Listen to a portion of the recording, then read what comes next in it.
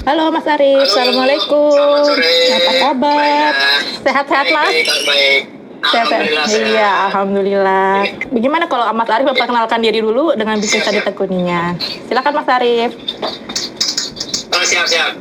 Siap, ya, Pak. Halo, selamat sore semuanya. Yang buat yang teman-teman yang nonton, selamat sore. Perkenalkan, nama saya Arif Rahman. Sekarang saya lebih dikenal sebagai pemilik bisnis What Travel. Bisnis travel, satu. Dan kedua, saya juga punya bisnis kuliner, namanya Dapur Gladys. Kita jualan brownies, kayak gitu. Brownies dan cookies dan makanan-makanan manis lainnya. Sebenarnya itu dua bisnis yang sedang saya tekuni saat ini. Itu ya ceritanya. Mas Arif, ada nggak pengalaman dalam mengajukan permohonan pendaftaran merek? Coba ceritain deh ke teman KI, mungkin bisa jadi. Nah, gini, sebenarnya kalau dua bisnis ini kan saya punya satunya namanya Dapur Gladys itu, brownies dan cookies sakit makan manis itu sebenarnya kan itu bisnis istri sebenarnya. Istri itu dia udah ngurus duluan di Bandung, jadi udah beberapa tahun lalu dia urus, terus kemudian ketika buka di Jakarta lagi, ya udah kami kayak buka cabang lah istilahnya dari Bandung ke Jakarta. Tapi untuk masalah perizinannya semua udah diurus di Bandung, masalah apa namanya hakinya, masalah mereknya udah diurus zaman dulu sih. Jadi udah aman dong ya? Lebih banyak, harusnya lebih aman. Istri yang lebih banyak taking care sama masalah hakinya. Kemudian kalau yang sekarang, yang What Travel ini adalah bisnisku sama teman-teman dari tahun 2017 awal. Dan bergerak di bidang perjalanan, kami jualan kayak semacam open trip gitu. Kayak buka tour kemana, nanti teman-teman yang mau ikutan bisa langsung daftar, bayar, makan gitu kan. Nah, itu kami memutuskan untuk mengurus pendaftaran mereknya itu baru setahun belakangan inilah kira-kira. Tapi waktu itu karena mungkin kami masih belum begitu paham tentang cara mengurus merek, akhirnya kami memakai jasa konsultan waktu itu. Jadi konsultan Haki, kebetulan teman sendiri, dan dia menawarkan pakai jasa saya aja atau jasa ini company saya. Ya udah gimana cara-caranya. Udah akhirnya semuanya tahu beres, dia yang ngurusin pakai jasa konsultan. Tapi ngobrol sama Mas Dadan, katanya sebenarnya gampang ya sih ngurus pendaftaran merek dan lain-lain itu sekarang. Gampang banget Mas. Gitu sih. Sekarang kita cuma perlu KTP kalau untuk perorangan ya. Untuk mengurusnya, jadi sudah banyak jauh lebih mudah, dan kita juga sekarang sudah online ya. Sekarang dalam masa pandemi kayak begini, takut kan kita harus keluar rumah, kita ke loket, kita berhubungan dengan banyak orang. Sekarang di DKI sudah melaunch namanya Lokfit. Jadi itu loket virtual di mana pemohon bisa mengajukan permohonan merek, paten, cipta dan desain juga atau juga mengajukan syarat-syarat yang kurang. Jadi nggak perlu lagi gitu kan kita keluar dari rumah takut harus cuci tangan, harus ini kan ya ribet sekarang ya Mas. Sekarang udah banyak mudahnya gitu Mas. Dan di KI juga customer service juga selalu online ya untuk menjawab pertanyaan-pertanyaan dari para pemohon gitu. Iya Mas, saya mau nanya Mas. 24 jam online-nya. Aduh, kalau nggak bisa tidur dong nanti gimana, nanti kurus, imunnya nanti kurang. Kalau imun kurang tidak boleh. Malah kena ya. Iya. Papar nanti kalau kurang, jangan. Iya, enggak. Terus. Mas, itu nama What Travel tuh idenya dari mana Mas? Sebenarnya kalau nama itu sebenarnya dari partnerku gitu, karena dia kan sebenarnya udah mulai merintis usaha duluan tuh. Dia punya sebenarnya awalnya dari blog. Kami sebenarnya awalnya adalah penulis blog perjalanan gitu kan. Nah, dia kebetulan punya blog namanya Whatever Backpacker gitu kan. Jadi semua brandnya dia nanti kalau misalnya dimulai sama temanku namanya Adis ini semuanya di awal dengan kata what gitu kan. Jadi akhirnya ketika bikin bisnis perjalanan jadinya What Travel gitu. Nah, bulan aku masuk, aku join sama dia, awalnya kita kolaborasi bareng sampai akhirnya melebur jadi satu What Travel ini pakai satu nama doang. 2017 itu ya udah kita teruskan, kita kedepannya pakai nama aja What Travel terus. Nah, awalnya juga agak berliku ya, maksudnya kayak dari awal kita logo juga seadanya, merek juga kayaknya kita nggak cuek banget mau diciptain apa enggak gitu ya, daftarin merek apa enggak. Terus sampai akhirnya ada yang bilang logomu yang lama kayaknya nyolong dari sini ya gitu, mirip sini ya gitu. Ada yang berapa yang komen kayak gitu. Terus namanya kok kayak gini sih, ada yang bilang kayak gitu. Terus akhirnya ya udah kita tahun 2018 itu rebranding, kita ganti logo, kita ganti penulisan font, kita sayembara logonya, sampai akhirnya kita bikin PT segala macam dan kita daftarin nih mereknya, kita daftarin aja sekalian biar yang punya ini cuma kita doang. Sebenarnya jujur ya kami sendiri tuh belum begitu banyak tahu nih kenapa kok harus daftarin merek sih. Kenapa kok ya udah kita pakai aja tapi nggak usah daftarin. Nah, ntar untung ruginya apa sebenarnya kami belum begitu tahu nih. Makanya mungkin nanti Mbak Indah mungkin bisa ceritain ya kira-kira gimana sebenarnya untung ruginya gitu. Nah, sebenarnya ya sekarang ini kan Mas udah daftarin dan udah berjalan kan. Asal kemarin dicek sama Mas Dadan juga udah masuk pendaftaran mereknya, cuman hasilnya masih belum keluar kayaknya. Iya, tadi pagi saya juga udah cek tuh Mas. Oh ada nih gitu kan, tapi memang belum masuk ke bagian substantif ya karena baru 2019 ya masukinnya ya. Tahun lalu ya. 2019. Iya. Kalau jadi kenapa sih kita harus daftarin merek? Sebenarnya cuma satu sih untuk mencegah terjadi permasalahan di kemudian hari. Karena merek itu investasi loh. Kan kita bikin ya kan, kita kan mengembangkan usaha, kita punya produk, kita punya jasa, itu kan pasti kita ada nilai-nilai komersilnya yang kita investasi, kita berbentuk uang di situ. Jangan sampai kita sudah sampai bisnisnya, kita sudah mengeluarkan banyak, tahu-tahu ada pihak lain, pihak ketiga yang mengatakan oh ini mereknya sama dengan saya dan saya sudah terdaftar, berarti Anda tidak boleh lagi memakai merek yang sama dengan saya. Kita harus rebranding lagi, nyari merek lagi, ngubah stiker-stiker yang ada di produk itu, atau jasa juga, marketingnya juga kan besar banget ya biayanya. Itu yang pertama sih kalau untuk merek. Kita harus mencegah supaya tidak ada permasalahan di kemudian hari dan melindungi investasi kita sebagai pemilik dari merek itu. Itu aja. Karena Indonesia itu menganut prinsip first to file. Jadi siapa pendaftar pertama, bukan siapa pengguna pertama, bukan siapa pengguna pertama loh, tapi pendaftar pertama. Jadi secara administrasi, kalau dia misalnya Mas Arif memasukkan merek, lalu tidak ada lagi lawannya, berarti Mas Arif yang punya kan merek itu gitu. Jadi kami mengeluarkan sertifikat kepada Mas Arif untuk jenis barang yang dimintakan atau jenis jasa dimintakan oleh Mas Arif. Kemudian nanti kalau ada pihak lain yang bersengketa atau mempermasalahkan, Mas Arif tinggal, saya udah punya sertifikatnya gitu kan. Saya dilindungi itu saya, bukan Anda. Itu aja sih. Yang paling utama itu cara simpelnya. Jadi kayak misalkan nih kan sekarang kalau aku lihat di Instagram nih, ketika kita search di Instagram buat travel, ternyata yang muncul nggak cuma punya saya aja nih. Kayak ada buat travel Surabaya, buat travel piknik, buat travel apa gitu. Tapi semuanya sama-sama jualan trip nih. Itu gimana tuh ceritanya? Maksudnya apakah saya berhak untuk melarang mereka menggunakan nama ini? Berhak Mas. Atau gimana ya?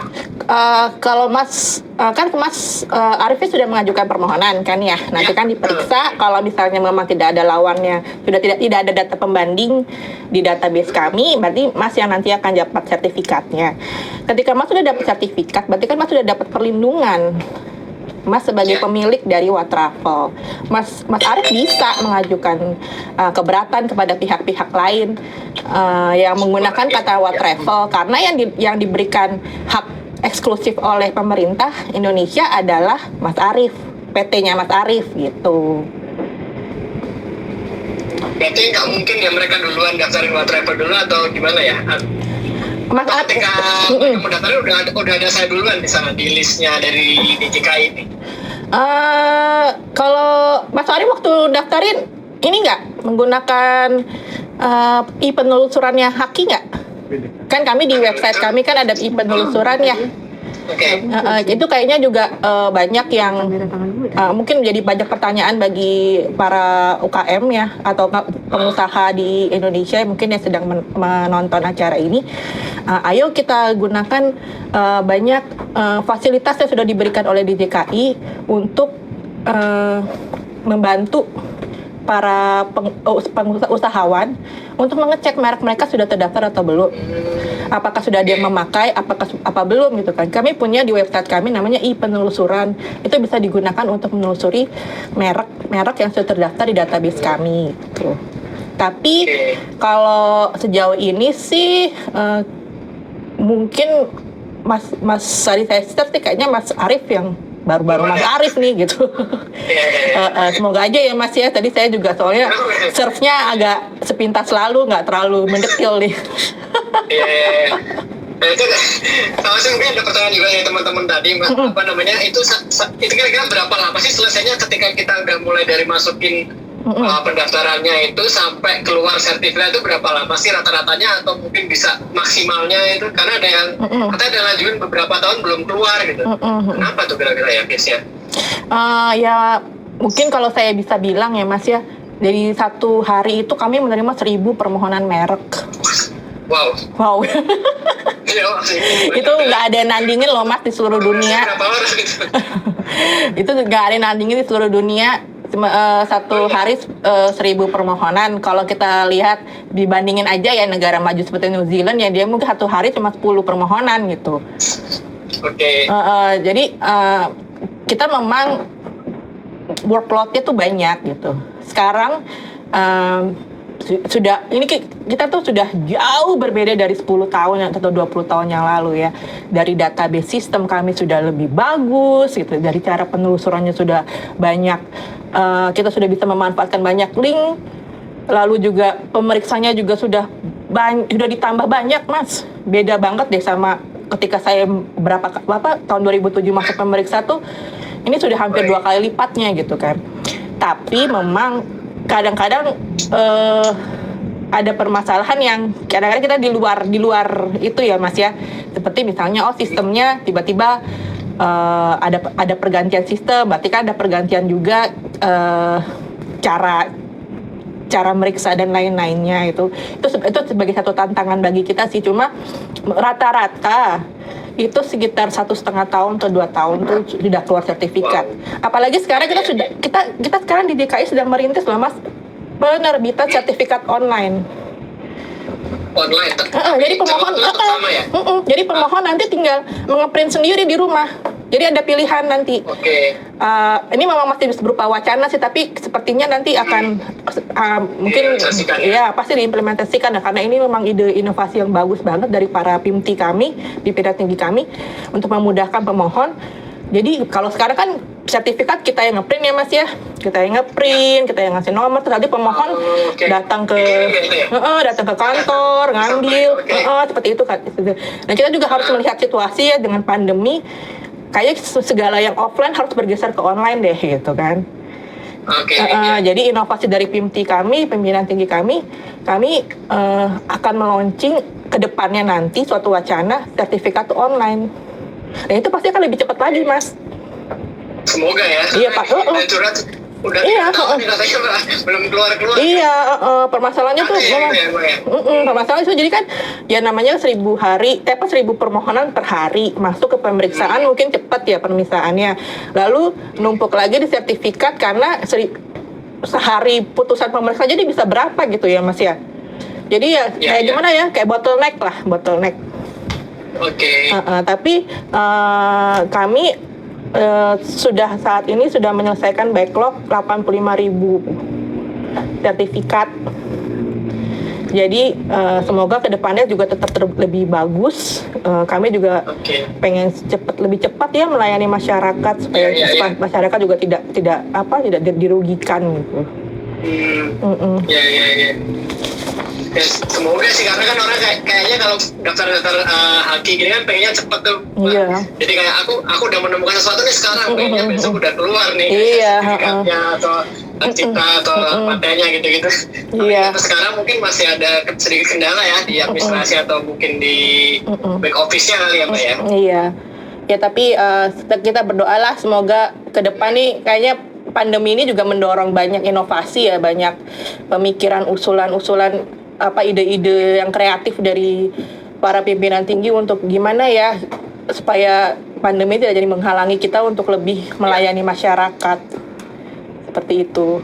Nah, tapi kalau sebenarnya secara general ini kalau untuk proses di kantornya itu seperti apa sih Mbak? Sebenarnya kalau untuk misalkan aku daftar sekarang nih, nanti dari DJKI itu apa yang dilakukan sampai akhirnya keluar sertifikat gitu Mbak? Ya, kalau misalnya prosesnya kan dari loket ya. Kalau sekarang kita menerima permohonan gitu, baik itu dari loket online maupun offline, nanti akan melalui publikasi dulu selama 2 bulan. Publikasi itu adalah jadi mereknya itu supaya pihak-pihak lain tahu gitu, Mas.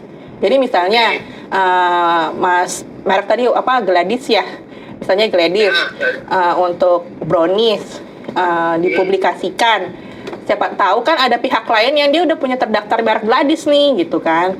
Ya. Nah mungkin dia bisa mengajukan keberatan, saya itu sama gitu dengan saya, dia mengajukan keberatan dari publikasi lalu masuk ke pemeriksaan substantif. Nah dari pemeriksaan substantif nanti kita sama-sama periksa nih ada keberatan atau tidak, atau enggak kalau tidak ada keberatan berarti kita cuma mengandalkan dari database aja nih first to file-nya, atau enggak kita melihat database kita ada nggak yang mirip-mirip. Lalu dan kita pemeriksa nggak cuma pakai database ya, sekarang kita sudah terbuka banget, kita memakai berbagai macam sarana, kita kadang juga Google apakah merek ini nih kayaknya ini kan Mas Arief agak interest banget nih sama merek terkenal. Nah sekarang jadi kita pemeriksa punya kita harus meriksa, kita Google dulu merek ini. Kira-kira di negara lain dia ada nggak merek yang sama gitu? Khususnya logo ya Mas ya. Kalau merek mungkin masih bisa kita, kalau itu kata buatan itu mungkin masih bisa kita accept ya. Apa misalnya di negara lain ada atau enggak. Tapi kalau itu logonya sama persis kan nggak mungkin ya satu dari berjutaan orang dunia ini bikin gambar satu yang persis sama gitu. Kalau menurut saya ya.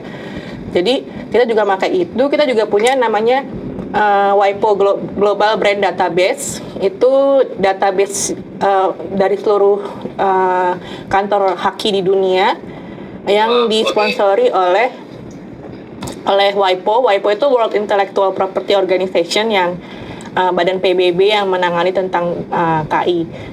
Jadi kami juga ada ASEAN TM Search, Trademark Search. Jadi pemeriksa sekarang udah banyak bekerja tuh menggunakan link-link yang membantu pemeriksaan substantif gitu. Jadi kita meminimalisir adanya sengketa mungkin dengan merek terkenal. Itu. Setelah pemeriksaan selesai, setelah melalui administrasi ke beberapa subdit, maksudnya dalam beberapa kasubdit pemeriksa, direktur merek, lalu ke bagian sertifikasi, dan selesai bisa dipanggil pemohonnya untuk mengambil sertifikat atau dikirim. Gitu. Berarti yang lama di pemeriksaan substantif ya, yang paling lama ya kira-kira prosedurnya itu ya? Tergantung juga sih Mas, karena saat ini kita udah banyak banget pemeriksaannya, udah hampir 81 orang. Jadi kami tahun 2018 itu baru menghabiskan backlog. Jadi sekarang kami pemeriksa itu berdasarkan jangka waktu berdasarkan undang-undang. Kita sudah di dalam range undang-undang itu gitu. Jadi kami nggak ada backlog, tapi sepertinya melihat pandemik yang ada ya, karena banyak juga pemeriksa yang work from home, mungkin ada kendala mereka memakai internet atau gimana ya, nggak secepat di kantor ya. Jadi mungkin ada agak-agak telat-telat, tapi kayaknya nggak lama menurut saya. Iya sih. Telat sedikit. Nah kalau kayak gitu sampai cek ke lokasi gitu nggak sih Mbak? Atau cuman cek online aja biasanya? Kalau misalkan ada merek tertentu, misalkan apakah kita perlu samperin nggak nih ke kantornya buat lihat beneran apa enggak gitu? Apakah beneran usaha aja begini gitu-gitu? Pemeriksa sampai turun ke lapangan nggak sih? Enggak. Kami berdasarkan database aja, data yang ada aja. Oke. Ya. Itu biasanya kalau misalnya sampai turun ke lapangan tuh kalau mereka ada sengketa ya Mas ya, mungkin ada pihak lain yang minta dihapuskan karena kan harus menurut undang-undang kan harus 3 tahun berturut-turut tidak digunakan tuh. Jadi misalnya pihak ketiga mereka melapor ke PPNS atau ke polisi, nanti dilihat gitu, bener nggak sih masih ada pabriknya di sini, bener nggak sih masih produksi barang yang sama gitu. Seperti kalau misalnya memang tidak, bisa mereka mengajukan gugatan untuk penghapusan di pengadilan. Iya.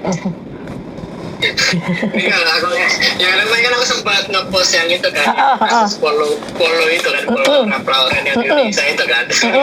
Sebenarnya aku menarik sih, aku udah memantau lama sih kasus itu, kayak sebenarnya kan merek yang di sini dengan yang di luar itu kan beda gitu, karena ternyata orang Indonesia aja mungkin terlalu kreatif zaman dulu, dia bikin merek yang serupa dan menghilangkan kata bay atau apa gitu. Jadi kayak merek luar yang seolah-olah punya cabang di Indonesia, tapi ternyata ini beneran merek lokal gitu. Nah itu gimana ya perlindungan dengan pemilik merek aslinya yang serupa di luar negeri. Sebenarnya ketika aku baca pun si Ralph Lauren-nya ketika mau nuntut di Indonesia nggak bisa karena yang di Indonesia sudah didaftarkan di hakinya. Gitu kan juga, menarik juga case-nya, begitu sih. Sebenarnya sih kalau masalah Polo Ralph Lauren ya, itu kan yang pertama ya karena kita menganut first to file itu, Mas. Itu memang pendaftar pertamanya itu memang dari Indonesia dan dia terus diperpanjang ya.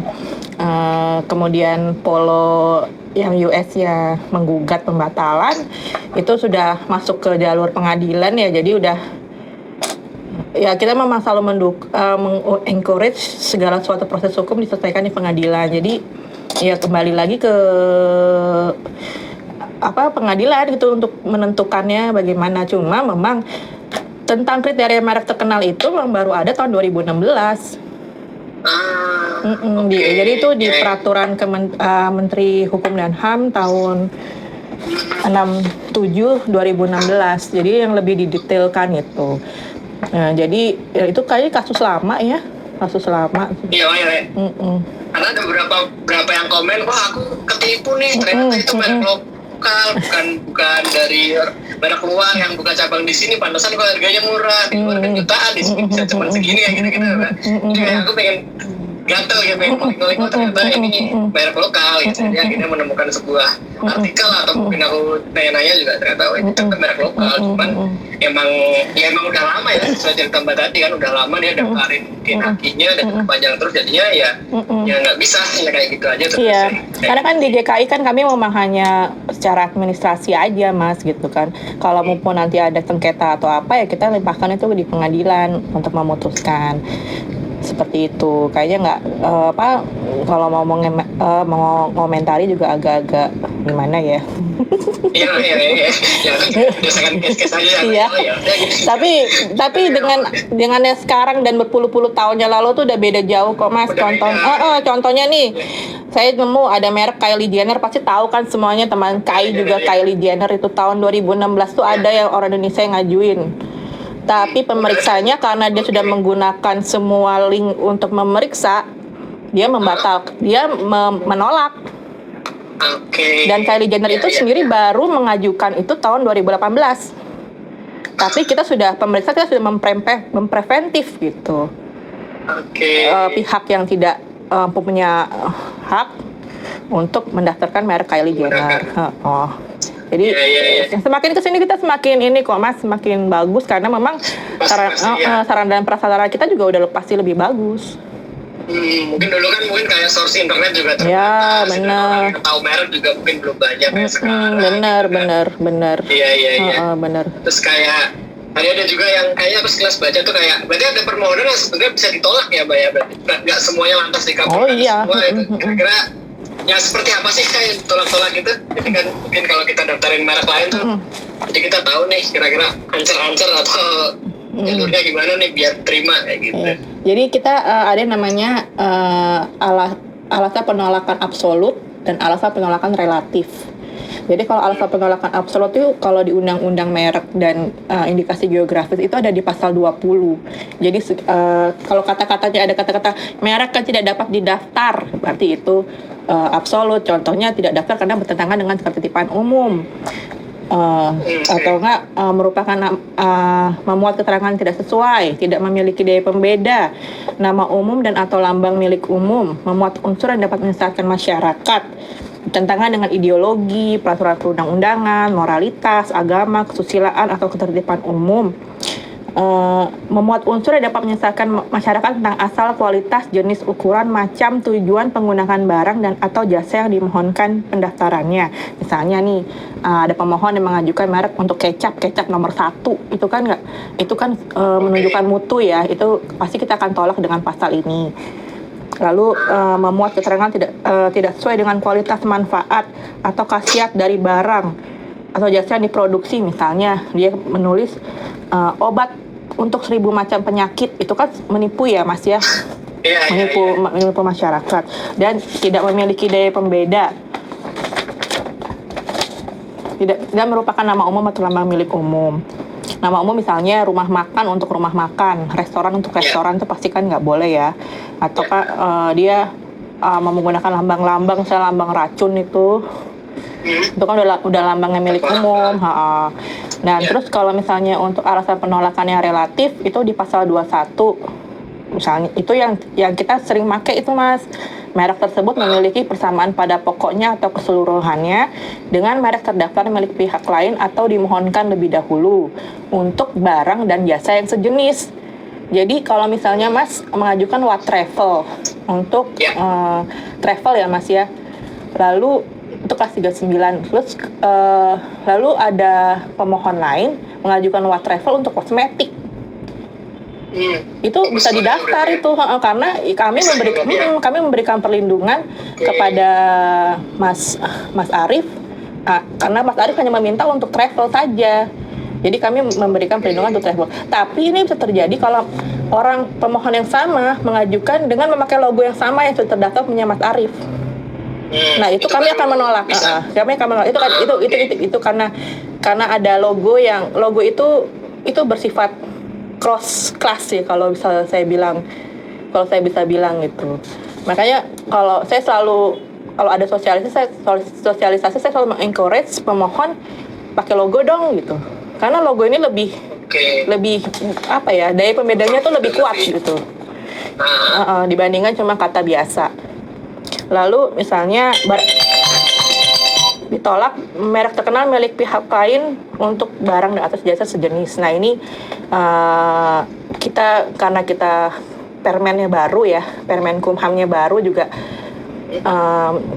masih dalam pengenalan untuk menerapkan pasal ini. Oke. Tapi kalau gitu kan undang-undang nggak berlaku surut kan Mbak ya berarti ya. Kalau misalkan dulu ternyata ada yang melanggar nih tapi udah terlanjur keluar sertifikatnya, apakah itu bisa dicabut nggak sih? Atau nunggu itu habis dan nggak bisa diperpanjang atau gimana jatuhnya? Kalau misalnya ada pihak lain yang keberatan ya lewat pengadilan Mas. Harus pengadilan ya? Lewat pengadilan. Itu. Tapi dia masih boleh memperpanjang gitu? Boleh. Kalau misalkan dispute gitu, masih boleh ya? Masih. Karena kita belum ada aturan yang mengatur tentang pembatalan perpanjangan sih Mas. Karena untuk pembatalan satu merek tetap harus melalui proses hukum, dalam arti pengadilan yang memutuskan gitu. Jadi merek tersebut merupakan nama atau tingkatan nama orang terkenal, foto atau nama badan hukum yang dimiliki orang lain kecuali atas persetujuan tertulis dari yang berhak. Merek tersebut merupakan tiruan atau menyerupai nama atau singkatan nama, bendera, lambang, simbol, emblem suatu negara atau lembaga nasional maupun internasional kecuali atas persetujuan tertulis dari pihak yang berwenang. Jadi kalau kita lihat dari pasal 21 itu ya, kalau kita jelas itu relatif ya. Jadi kalau misalnya dia mengajukan tanggapan, lalu misalnya kita nolak dengan nama terkenal, tapi dia mengajukan, kita dapat izin dari pihak yang saya sebutkan tadi, berarti kita masih bisa didaftar karena itu relatif tuh.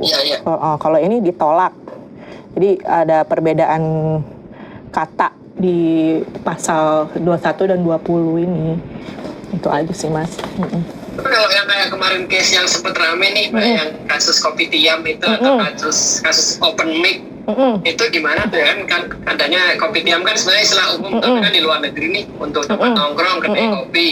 Cuman di Indonesia ternyata ada yang mendaftarkan mereknya buat Kopitiamnya dia. Terus ada lagi orang yang mendaftarkan Kopitiam ABC. Ternyata yang pemilik yang udah daftarin merek Kopitiam awal nih, dia nggak setuju nih kalau ada orang lain daftarin pakai merek Kopitiam nih. Kayak gitu. Sebenarnya kan kalau kita lihat secara etimologi Kopitiam kan harusnya kan tempat nongkrong gitu kan. Itu kata-kata umum yang harusnya nggak boleh didaftarin ke merek, tapi ternyata udah ada yang daftarin nih. Kayak gitu tuh jadinya gimana ya? Iya. Kayaknya kembali lagi tuh ya Mas ya, itu merek yang sudah lama. Dalam arti mungkin knowledge pemeriksanya pada saat itu tidak mengenal kata Kopitiam itu sebagai suatu bahasa Melayu ya kalau nggak salah ya. Iya, peranakan sih terus ya. Peranakan itu kan. Dan sebagai informasi aja, ketika mendaftar pertama kali, Kopitiam itu mendaftarkan dengan logo. Oh, baik. Jadi ada logo cangkir yang itu. Jadi Kopitiam dan logo. Sedangkan open mic itu saya cek tadi yang didaftarkan itu kan Open Mic Indonesia dan juga ada logo ya. Jadi kalau udah ada penambahan kata yang signifikan, jadi seakan-akan sudah tidak lagi sebagai keterangan jenis barang gitu loh Mas. Sebagai kata umum gitu, karena dia sudah ditambahkan kata sehingga seakan-akan sudah tidak ada artinya lagi gitu. Gitu. Jadi berubah ini ya, dari yang general, kata general jadi kata spesifik ya, ketika berubah dikit ya. Jadi makanya inilah itulah hebatnya branding ya, management of branding gitu. Mungkin di perusahaan-perusahaan besar gitu kan, mereka mencari cara bagaimana caranya menyatukan kata-kata yang sudah dikenal tapi bisa jadikan merek. Ya itulah hebatnya di branding knowledge-nya itu. Iya. Ya lumayan paham. Semoga ya Mas. Lumayan pencerahan lah ya. Kita baca artikel doang kan mungkin nggak langsung yang dari DJKI kan, mungkin mereka dari narasumber yang lain. Tapi kalau dari penjelasan dari Maeda kan jadi kayak ternyata begini guysnya gitu. Jadi juga lebih. Kita selalu mengencourage pemohon untuk mencari daya pembeda. Gitu. Jadi dengan menambahkan logo, dengan menambahkan kata lain gitu, itu sudah jadi pembeda, sudah tidak menjadi keterangan jenis barang lagi atau jadi merek yang generik lagi. Oke. Oh ya, tadi berhubung Mbak ngomongin logo nih, jadi kalau ketika kita daftar itu sebenarnya berapa sih biayanya, dan itu dihitungnya apakah bisa satu kesatuan nih antara merek, logo, tagline, atau hitung satu-satu nih hitungnya ketika daftar, merek sendiri, logo sendiri, tagline sendiri, atau apa gitu? Jadi barangnya beda-beda gitu. Gimana tuh? Jadi permohonan merek itu dihitung per kelas. Oke. Per kelas. Jadi ada yang kalau untuk UKM, kalau acara online dia 500.000. Kalau manual itu 600.000. Tapi itu untuk UKM Mas. Jadi dia harus memenuhi syarat-syarat misalnya dari Kementerian UKM ya, Pendak atau apa dinas ada keterangan kalau keterangan kalau beneran si pemohon itu dari UKM gitu. Terus kalau untuk umum itu saya minta dulu kalau yang umum secara online dia per kelas 1,8. Kalau yang manual per kelas 2 juta. Kenapa disebut per kelas? Berarti ketika mengajukan permohonan merek, misalnya permohonan merek Wah Travel kan ada logonya, itu jadi satu kesatuan. Itu sudah satu kesatuan. Kita kan melihatnya dari kelas ya. Dan logo berarti itu 1,8 iya, berarti karena kan 1,8 logo 1,8 bukan ya? Karena kan merek itu kan bisa jadi dari kata-kata, susunan kata dan lukisan, itu bisa diajukan sebagai merek, tapi secara biaya kami menghitungnya per kelas. Gitu. Jadi misalnya kan Mas kelas 39 tuh travel, ya udah kelas 39 satu kelas. Misalnya Mas mau ngajuin juga buat restoran gitu kan, tambah lagi kelas 39 sama kelas 43 gitu. Atau nggak mau kosmetik, jadi tambah lagi kelas 3 dikalikan berarti kan jadi 2 juta. Misalnya kan umum nih 2 juta atau 2 juta kali 3 6 juta gitu. Dia 1,8 apa Mbak? Kalau 1,8 tuh kalau online. Umum kalau online. Makanya ini kan sekarang udah sarana online-nya tuh udah banyak ya. Makanya ini lumayan loh 200.000 zaman sekarang. Iya kan? Udah nggak perlu keluar ongkos. Iya makanya. Iya makanya dapat itu juga itu. Mungkin boleh diceritain kali ya Mbak, syarat-syaratnya apa aja sebenarnya sih kalau kita mau daftarin merek nih. Jadi mungkin kita kalau mau daftar online tuh udah siap semuanya nih, scan PDF-nya atau apa gitu. Sebenarnya sih sekarang udah mudah banget ya Mas ya. Kayak cuma syarat minimumnya per formulir diisi lengkap. Terus label merek. Bisa download juga itu ya berarti ya? Iya, label merek dan bukti pembayaran. Udah, itu syarat minimum. Itu di pasal 13 Undang-Undang 20 2016. Nanti berarti ketika misalnya kita udah masukin itu akan dapat email balasan gitu atau seperti apa tuh Mbak? Apa kita perlu bikin akun dulu nggak sih di websitenya DJI? Iya. Kalau misalnya secara online tuh perlu akun. Jadi nanti Mas isi gitu kan data-datanya, data-data pemohon dan lain-lainnya. Lalu di-upload itunya apa, label mereknya ya, etiket mereknya, terus diisi juga ada pilihan jenis barang apa yang mau dimasukkan, jenis jasa atau barang, nanti ada pilihannya. Kalau memang tidak ada dalam data itu bisa kontak ke bagian permohonan atau loket nanti untuk ditambah, karena memang Indonesia tuh uniknya tuh ada aja gitu jenis barang yang nggak lucu-lucu gitu. Suka nemu-nemu ya? Misalnya kan, misalnya kayak makanan aja gitu kan. Kalau misalnya kita kan mengacu ke klasifikasi jenis barang gitu kan. Paling kan adanya cuma makanan yang terbuat dari tepung gitu kan. Atau kan makanan yang terbuat dari tumbuh-tumbuhan gitu kan. Tapi mereka maunya keripik singkong. Misalnya masukin aja di sini kan sama enggak, saya maunya keripik singkong gitu. Ya tetap ngotot gitu kan. Jadi harus ya kita emang harus input ya, misalnya jamu kan nggak ada tuh di klasifikasi jamu itu, kita adanya sediaan farmasi. Tapi jamu kadang-kadang saya mau jamu tulisannya jamu temulawak mengandung ini gitu. Enggak, jamu aja Bu cukup gitu kan. Enggak, saya maunya jamu temulawak gitu. Tapi kan namanya pemohon ya, berarti kita juga mengakomodir lah gitu. Kalau misalnya mau kita tambahin di situ. Tuh. Jadi sekarang udah gampang banget cara permohonan dan lain-lainnya. Semua udah online semua lah ya pokoknya ya. Biayanya juga lebih murah gitu. Iya. Cuman paling ya itu kalau saya kemarin kenapa pakai konsultan, karena saya masih bingung satu. Yang kedua saya mungkin waktunya nggak sempat gitu buat memantau gitu kan. Yang ketiga ya karena udah kenal aja sama beliau, jadi enak nanya-nanya gimana Mas, sampai mana nih permohonanku gitu kan. Kadang-kadang katanya dengar juga ada cerita yang konsultannya nakal gitu kan, soalnya ternyata ditinggal, sudah nggak dipantau lagi. Ya apa sih, malah kadang-kadang ada juga yang dibawa kabur gitu, ada juga sih cerita, tapi sedikit sih. Sedikit lah. Itu banyak nggak sih yang curhat-curhat gitu Pak? Ternyata pakai jasa konsultan malah ini dulu ya bermasalah. Dulu banget, karena saya dulu pernah di bagian tata usaha. Jadi memang ada dulu ada cerita ya. Cuma kayaknya semakin kesini enggak lah ya. Sekarang konsultan KI kayaknya udah ini ya mumpuni semua gitu. Enggak kaleng-kaleng lah istilahnya gitu ya. Iya sih. Sebenarnya ada juga yang kemarin satu pertanyaan umum banget sih ini sebenarnya. Kadang-kadang orang tuh masih bingung untuk ngebedain apa aja sih yang termasuk dalam hak atas kekayaan intelektual ini. Kadang-kadang ada orang bilang nih, gue mau matenin merek lah. Gitu. Sebenarnya kan paten bukan buat merek gitu kan, kalau kita udah tahu teorinya gitu kan. Terus kadang-kadang dia ketuker nih, merek sama hak cipta sama nggak ya? Ada juga ada nih yang nanya di atas kayak, kalau aku bikin logo itu dasarnya sebagai merek atau sebagai hak cipta nih sebenarnya. Nah kayak gitu tuh tadi ada yang kira-kira kita orang awam tuh masih agak bingung tuh Mbak, antara perbedaan sebenarnya gitu. Sebenarnya kata-kata saya mau mematenkan merek itu bermula dari dulu tuh nggak ada namanya Dijen KI, adanya kantor paten merek cipta, HCPM, hak cipta paten, HCPM ya kalau nggak salah. Dan yang terkenalnya itu sebagai kantor paten. Tahun berapa itu Mbak? Itu tahun mungkin 80-90-an gitu ya, 80-90-an ada kali ya. Jadi terkenal itu kantor paten waktu itu di Tangerang. Jadi makanya orang-orang bilangnya saya mau matenin merek karena mau ke kantor paten untuk ngajuin merek gitu loh, maksudnya seperti itu kali ya.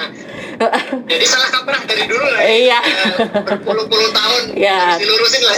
Susah kalau udah itu kan. Iya. Biasa lah. Lurus nih. Kadang-kadang Indonesia kan pengennya yang ini aja, yang pintas-pintas aja gitu kan. Oke. Jadi kalau untuk KI sendiri itu ada kita ada merek ya. Merek itu fungsinya untuk perdagangan, simbol dagang. Terus ada desain industri. Itu penampilan misalnya pocket PC atau desain penampakan luarnya. Ada paten itu penemuan teknologinya. Desain tata letak sirkuit terpadu, misalnya rangkaian elektronik yang ada dalam PC. Hak cipta program komputer atau lukisan atau lagu atau film. Dan lalu ada rahasia dagang. Rahasia dagang ini misalnya kayak KFC ya, resepnya KFC kan sampai sekarang nggak ada yang tahu tuh. Nggak tahu. Ya kan, ya itu trade secret tuh, rahasia dagangnya dia. Spices apa berapa? Iya, itu namanya tuh rahasia dagang tuh. Jadi sebenarnya tuh kembali lagi, apakah kalau saya mendaftarkan logo tuh ke merek atau ke hak cipta? Kembali lagi ke fungsinya. Mau daftarin logonya untuk dagang atau bukan? Itu aja. Kalau dia mau untuk berdagang ya ke merek, dilindunginya di merek. Kalau dia mau masukin logo ke cipta tapi untuk pedagang ya terus nggak didaftarin di merek, ya nggak kelindungin lah. Kembali ke fungsi aja sih sebenarnya. Iya.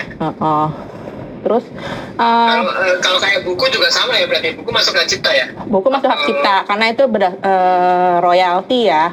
Kalau kita mencarinya royalti bukan untuk berdagang, ya itu berarti mungkin hak cipta. Iya. Jadi ada yang nanya nih Mas tentang persamaan fonetik. Jadi kan kita kan persamaan pada pokok, kalau dalam kita memeriksa merek kan melihat dari persamaan pada pokoknya. Kita melihat secara visual, apakah ada persamaan visual, secara logo, bentuk tulisan, atau persamaan konseptual. Dia secara keseluruhan merek dan logonya itu sama atau bagaimana konsepnya, atau fonetik.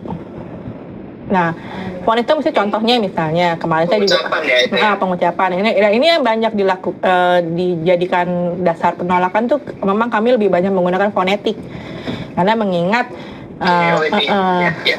karena mengingat masyarakat Indonesia tuh lebih banyak yang jual beli tuh ketemu langsung, ya nggak? Atau ya bisa sih, atau mungkin dia tahu ngomongnya cuman nggak tahu cara tulisnya. Jadi mungkin kalau kita ke Jakarta, mungkin di Jakarta orang-orang mungkin lebih banyak menggunakan secara online ya Mas ya.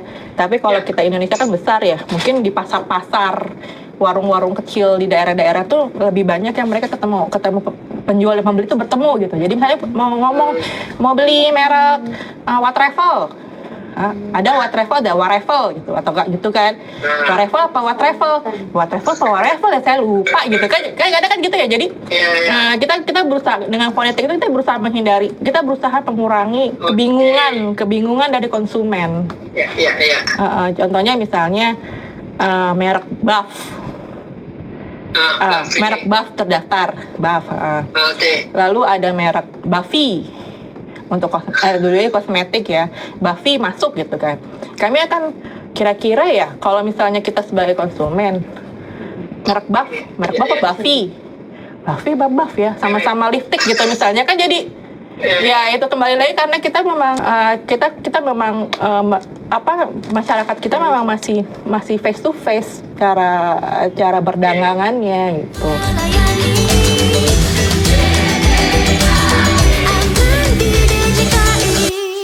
Terus ini ada pertanyaan lagi nih Mas. Kalau misalnya dari Adi Saka Juhansyah, kalau misalnya ada nama brand merek Sakau, cara penyebutan memang Sakau, tapi jika arti dibalik nama brand sama sekali jauh dari nama negatif, akan tetap ditolak. Ya, kalau saya. Unsur negatif itu akan ditolak ya? Iya, karena secara moralitas dan itu masuk absolut kan ya Mas ya. Kalau saya, kalau dia bilang, kalau saya ketemu orang ini pasti akan saya nanya, kenapa sih Mas nyari nama merek aneh-aneh aja, sakau gitu kan? Cari yang baik-baik aja kalau nyari nama. Muhammad Arif Bagus Panuntun ada nanya, cara melihat merek terdaftar bisa melihat di pdki/indonesia.dgip.go.id. Mungkin bisa dilihat tuh website kami tuh udah banyak tuh link-linknya tuh. Mungkin seharian aja, jangan seharian lah, 10 menit aja, klik. Nanti pasti bisa banyak nemu ini deh pencerahan gimana caranya buat melihat merek yang terdaftar, cara-cara memasukkan merek itu bagaimana. Jadi luangkanlah waktu sedikit saja untuk melihat website kami, karena kami sudah DJKI itu sudah menghabiskan banyak energi untuk untuk memberikan layanan yang optimal buat pemohon merek. Terus aku jadi ingat ngomongin merek yang agak-agak unik namanya. Kalau merek luar negeri nih mau masuk ke Indonesia, mereknya agak-agak misalkan agak saru lah namanya gitu. Itu di Indonesia tuh perlu didaftar lagi nggak sih untuk hakinya, atau dia boleh pakai, mungkin dia udah pernah daftar di negara dia atau gimana? Ya jadi kok kita kan memberi perlindungan hanya untuk yang terdaftar di Indonesia. Okay. Jadi kalau dia mau berdagang, berbisnis, membuka bisnisnya, membuka jaringannya di Indonesia, ya dia harus mendaftarkan lagi.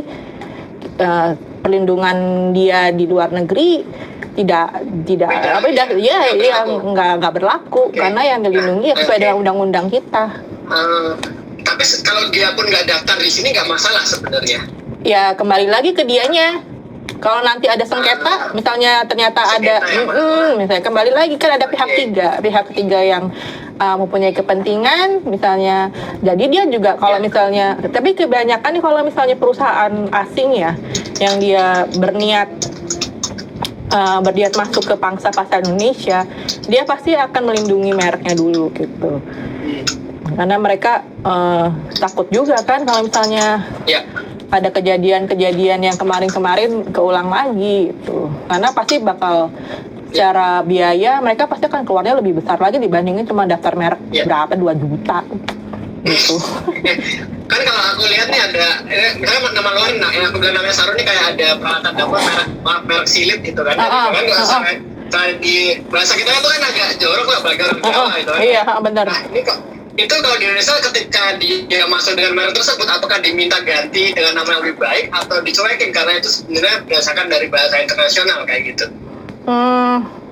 Itu memang bahasanya mereka. Mungkin awalnya mungkin ditolak atau bagaimana, terus nanti mereka menjelaskan gitu loh Mas. Jadi sebenarnya itu aslinya ini gitu. Jadi kami tidak bermaksud menggunakan kata itu dalam konteks yang melanggar norma moralitas atau ketertiban umum atau apa gitu. Jadi dan biasanya mereka juga menyertakan misalnya ini kami sudah terdaftar di beberapa negara dan tidak ada masalah ini gitu. Jadi itu sebagai pertimbangan kami juga sih itu. Jadi memang akan ada kayak ada koordinasi lebih lanjut lah ya kalau memang namanya ini agak-agak unik tadi kan. Jadi kayak misalkan dipanggil atau mungkin koordinasi by email atau telepon gitu ya mungkin ya Mbak ya.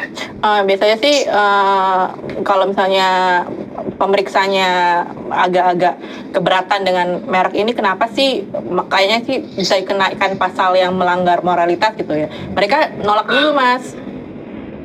Pemerintah bakal nolak dulu. Nanti kan mereka kan ada tanggapan yang mereka bisa mengajukan tanggapan melalui konsultan. Kalau mereka pihak berada di luar negeri dengan konsultan KI di Indonesia, nanti mereka menjelaskan gitu alasan penggunaan ini, arti dari bahasa ini apa, terus langsung ini kami sudah, misalnya mereka banyak lah itu bukti-bukti ini kami sudah terdaftar di sini gini. Dan nanti pemeriksanya nanti akan mengambil itu sebagai bahan tambahan untuk bahan dasar buat mendaftar gitu. Ada dari Vidya Abdat menanyakan cara melaporkan orang yang memalsu produk kita. Itu ada, jadi di website kami ada link pengaduan .dgip.go.id. Mungkin Mbak Vidya atau Mas Vidya ini bisa menulis kronologis dan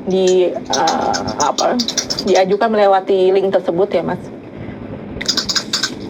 Ini dari Lord _Titanano. Cara membedakan seni lukis yang masuk ke cipta dan yang ke merek bagaimana? Tadi saya sudah sebutkan, kita melihat dari fungsi. Pemohon mau ini menggunakan sebagai apa? Merek dagang. Mau didagangin nih, merek lukisannya nih. Maksudnya bukan dalam merek lukisannya tuh dijadikan produk. Dicantumkan di produk. Pengen jadi sebagai jasa atau barang yang diperdagangkan, atau hanya sebatas lukisan. Kalau hanya sebatas seni lukisan ya ke cipta. Tapi kalau untuk digunakan sebagai dalam perdagangan, masuknya ke merek. Sama aja sih dengan logo atau lukisan. Atau sekarang juga kita punya loh merek suara. Pakai V-nya ya? Atau merek suara enggak. Jadi tahu kan yang itu merek suara loh. Walaupun udah diajukan belum ya. Sebagai merek? Iya, atau enggak? Mami Poko. Oh, oke. Ya itu udah diajukan itunya loh, merek suaranya. Jadi dalam bentuk notasi dan dalam bentuk MP3 CD. Iya. Jadi sekarang tuh apa cipta tuh kalau gitu jatuhnya? enggak, merek suara. Jadi merek itu ada non tradisional, ada tradisional. Merek tradisional itu merek seperti yang kita sekarang ini, tulisan, logo gitu. Nah, merek non tradisional itu merek suara, merek 3 dimensi, merek hologram, merek ini apa? Scent mark. Minum apa hirup bau merek yang merek bau apa yang diterjemahin scent mark. Tapi kita kebetulan kalau Indonesia nggak mengadopsi scent mark ya, soalnya memang pembuktiannya agak susah. Tapi di negara-negara lain tuh scent mark tuh ada. Jadi misalnya parfum. Kalau kan atau nggak ada produk lain yang kalau kita nyium bau itu kita terpikir pasti ke merek ini gitu lah. Jadi kita belum nih, kita baru sampai sekarang baru kita yang baru 3 dimensi dan dan merek suara. Oke.